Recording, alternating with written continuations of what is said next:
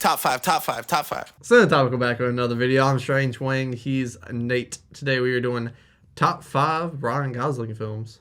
How do we do that? If you don't know, we do our top 5s. One of us will start with 5 and 4. The other do 5 and 4. 3-2, 3-2. Then we trade off number 1s. We also have something called the Zemeckis rule. Robert Zemeckis, Back to the Future, time travel. If one of us calls out a movie but the other person has it on their list 2 spots higher or more, it just means that they'll say Zemeckis and we'll save the conversation for that movie until we get to it on their list. So I'm going to start us off with my number 5. My number 5 is going to be First Man. That's my number 5. This is a really good performance. Mm-hmm. I like how intense, a different kind of intensity that we see in most films about this is a life and death situation. Right. But this is my job and I can't mess up. Mm-hmm. The only reason it is my number 5 is because outside of a few scenes, we don't get him not acting that way. Yeah. And Claire Foy outacts him in this movie. Right. Well, she has more to do in this movie. So the reason it's my number 5 is there's really 2 Ryan Goslings. There's charismatic, fun Ryan Gosling, and then there's like stoic, brooding Ryan Gosling. This is stoic, brooding Gosling, but it's different than he does it in a lot of other characters because this time he's playing a very well-educated, scientist / astronaut. But that's pretty much the whole movie. And like he does a great job of selling it. It makes you believe how serious Neil Armstrong takes this role that he's taken on, especially since it wasn't really supposed to be his to begin with. Yeah. So the reason it's my number 5 is just because I don't want to say he doesn't have a lot of character. His character is just very consistent the whole film. So my 4th favorite Ryan Gosling performance is Placed Beyond the Pines. That's my number 3. So we get a little bit of Gosling in this film. I accumulate it to the Beetlejuice formula, I like to call it. Mm-hmm. Less of a fantastic character you don't need a whole movie for. You put him in key scenes, and it's going to do great stuff. I mean, Anthony Hopkins played Hannibal Lecter and got an Oscar out of it. Right. So same thing with this one.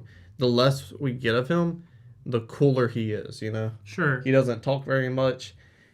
As a guy, I think I'll speak for most of us. What's her name? Eva Mendes is insanely attractive in this film. Mm-hmm. Every time I look at her, I look like Jim Carrey from The Mask. He's with her. He's got the tattoos. He's driving motorcycles on top of circles and stuff. He's cool. Yeah. And he gets his job done with the very little bit he does. He tries to be a good father. Tries. Well, he also robs a couple banks. Which is also very cool. But the less you get him more, and the little bit he did put in this film is honestly the best part of the movie. Because of how serious Ryan Gosling takes it and how believable he is in the role. Sure. I love this film in general, but I also love films that do a great job of almost being 2 separate movies, but it all flowing so soon. Ryan Gosling is the main character in the first half of this film. Maybe not even the whole half. I'll say 30, 40 minutes. But I agree with you. Those 30 or 40 minutes that we get with him, they set the tone for what ends up being Bradley Cooper's movie. And it's phenomenal. So it is more of that brooding Gosling again, but he has a little more charisma, more character at this time. Him learning that he has a kid and wanting better for his family. He's basically a nobody. He's a carny. He's a one-trick pony. Literally, he rides this motorcycle in a cage. But when you see that he learns that he has this, he decides that he doesn't want to be that. He wants to be better. He wants to take responsibility. He has a bit of a character arc.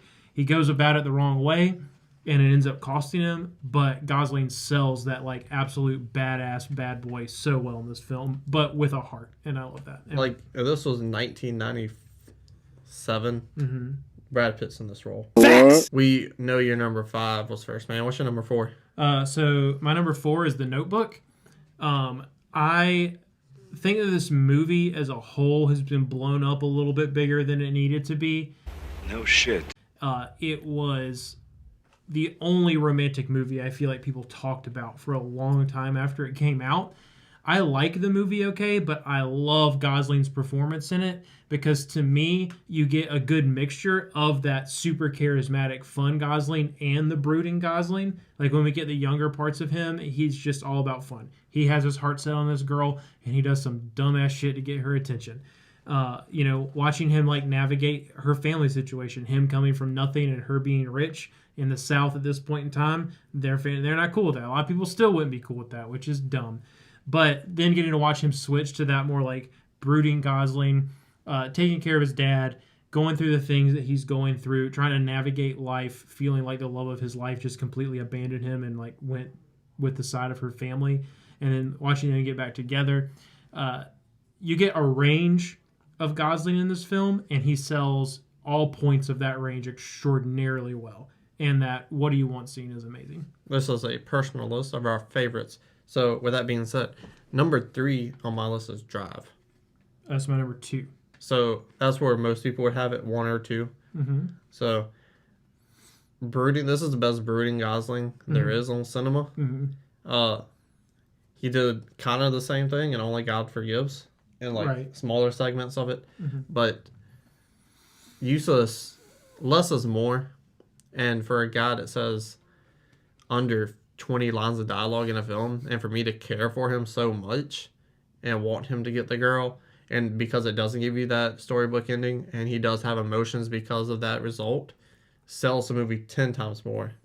So it was kind of like the story has to match his dialogue, how few words it is. So because the storytelling is so good, it does help the performance, because you can't have like the storybook ending and him not say anything, that wouldn't make any sense. So because of that, it's at my number 3, because the performance does lean on how great the script and story is. Sure, I can see that. What I love about it is, with the exception of my number 1, brooding Gosling is my favorite Gosling. He sells that so well for me. And in this film, similar to The Place Beyond the Pines, we do see a character arc. Like, he is a bad guy who's in some bad shit. But he meets this girl and her kid, and he finds he has a heart, And you get to see that, and it's clear. It's not like maybe he cares about him, maybe he doesn't. It's like, it's obvious that he cares about this little family, but has no clue how to vocalize it. So he only shows it the way he can know how, which is trying to protect them, trying to get them out of their shitty situation, and all that kind of good stuff. But what sells this performance for me is the switches that he flips sometimes. Like when he goes from being that just really, really quiet, nice guy to being, I'm a complete and total badass and I will beat the shit out of you with a hammer. Or, in any of the situations where he has to handle business, like he flips that switch so seamlessly. And I love that about his performance in this role, because it doesn't feel forced and it doesn't feel like 2 different characters. It is 100% believable that is the same guy, and he just has this monster in him that he knows how to put away when he needs to put it away and bring out when it's time to bring it out. My number 2 will be your number 1, and it is La La Land. It is my number 1. Well, no shit, it's like your 3rd favorite movie. But you get a realistic Gosling, and when I say realistic, I feel like I'm here. English, motherfucker, do you speak it? I'm him sometimes, because I can match my I'll say like obsession, passion for film with his. If I had a glove from Rocky, or what's the fucking if I wanted the African statues from Pulp Fiction, or anything like that, movie memorabilia that was in a film, I would say, like, don't touch it, like prized possession. Oh, you're talking about like his stool? Yeah. Yeah. Like his obsession with jazz, and even just like things about it and how deep he goes back looking for new music from jazz, and how I go back looking for film like that. The parallels between the two is the reason why I love this character so much. Because I see myself in him. What's that? Not like that. And Emma Stone is great too. Right. But the way they play off of each other, I can also kind of relate to his relationships. I'm in a lot of those. Sometimes. A lot at one time. Wow. So the reason this is my number 1 is because when I look at a whole performance, everything else was just kind of based on, Gosling doing Gosling things. He had to do so much for this role. Like learning those dance routines. The fact that he was insistent on playing all the piano parts for real. He'd never played piano before and learned all of these actually really complex pieces for this film. So he does all of that stuff, but he masters it to a point to where he gets so good at doing those things that he had never done before getting ready for this film that he's still able to be his character while he's doing them. So when he's on that stage banging away at the piano, it's not like he has to sit there and focus on what he's doing, so he's the one who's playing the piano. He can still be Gosling. He can still give those like little sly cuts and like smirks to Emma Stone while she's dancing on the floor. You know, he's still 100% is in that character while doing those things. And the fact that an actor, like we know, like method actors do some crazy things all the time to get ready for roles, get in mental places for their roles, but to learn entirely new skill sets to the level that he learned them for this film is absolutely incredible and shows his dedication to his craft. But he also does that while being the best charismatic Gosling that we've ever seen in any other film before. You do 100% believe that this guy just loves jazz that much. And it gives him so much depth as a character. It drives the whole film. And like getting to watch him struggle between chasing his passions versus being the person that he thinks the girl that he loves wants him to be, but then finding out that he's turned it into who she didn't want him to be, and it was just who her mother wanted him to be. Like, I relate so much to a lot of stuff in this film, and he does such a good job of conveying some of the exact same emotions that I've felt before in relationships that I've been in. So the fact that an actor can sell that to me on such a realistic level while doing all that other stuff puts it at number one. My number one, hopefully is your number three. Where's your number three? We've talked about all of mine. All of yours. I haven't seen your number one. I looked at your list. Holy cow. Why you look at my list? Because it was right there. You a cheating bastard. But my number one is The Nice Guys. I love this film so much because it's a time capsule of my childhood. And no, I didn't grow up in the 1970s or 60s or wherever this film took place. I think the 70s. But those action movies I grew up on, like Rush Hour, Lethal Weapon, the Shane Black connection right there, Predator, Beverly Hills Cop, stuff like that. Rush Hour is time capsuled in this buddy cop movie. Mm-hmm. It feels like it's from the 90s and 80s, man. It's so good. The dialogue, like Ryan Gosling is a private detective. He's a private eye, but he's the worst private eye ever. So he just goes and works for like dementia patients looking for their dead like husbands and wives. So he's kind of a con artist and slimy too. So I love that about him. And he's my favorite in the film. He's my favorite performance in the film because of that. I've never seen him like slimy and sleazy before. So that was a new element I know he can do now. But watching this film introduce me to that side of Gosling that he can perform.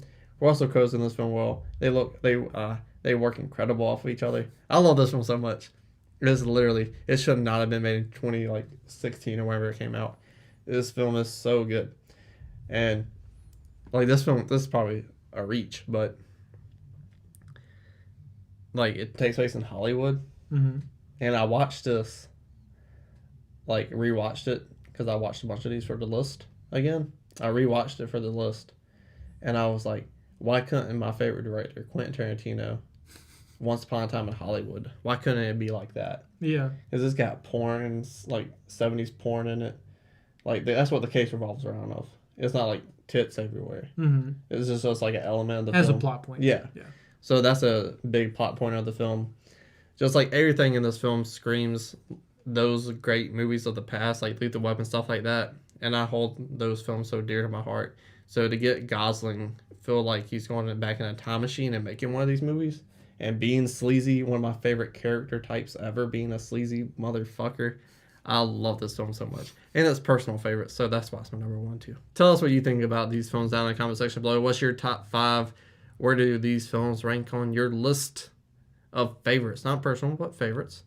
Like, share, and subscribe.